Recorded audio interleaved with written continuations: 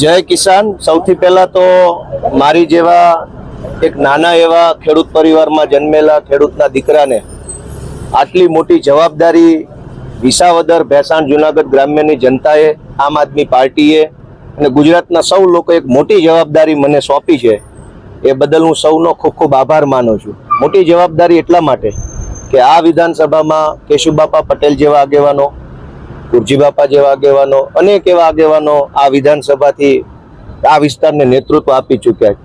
આવા ધુરંધર આગેવાનોની ધરતી ઉપર મારી જેવા એક નાના એવા ખેડૂતના છોકરાને તક આપવામાં આવે એ બહુ મોટી ભાગ્યની વાત છે। આ વિસ્તારમાં હું ઉમેદવાર તરીકે આમ આદમી પાર્ટી તરફથી ડિક્લેર થયા પછી પહેલી વખત આજે હું વિસાવદરમાં આવ્યો છું। આજે અહીંયા આ માંડાવડ માર્કેટિંગ યાર્ડમાં સરદાર પટેલ સાહેબના સ્ટેચ્યુને અને આદરણીય સ્વર્ગસ્થ કેશુબાપાના સ્ટેચ્યુને પુષ્પમાળા પહેરાવી એમના આશીર્વાદ લઈ અને આજથી જનસંપર્કની હું શરૂઆત કરી રહ્યો છું।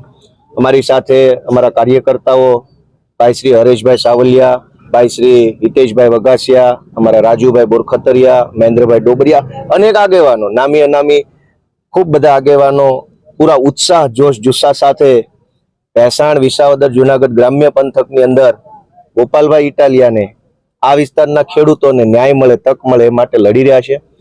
વિશેષમાં એટલું કહેવાનું છે કે જે રીતે ગુજરાતમાં, આખા ગુજરાતની અંદરથી વિસાવદર ભેસાણ અને જુનાગઢ ગ્રામ્યની જનતાએ હંમેશા ઇતિહાસ સર્જ્યો છે કે અહીંયા ઇતિહાસ જ હોય હંમેશા।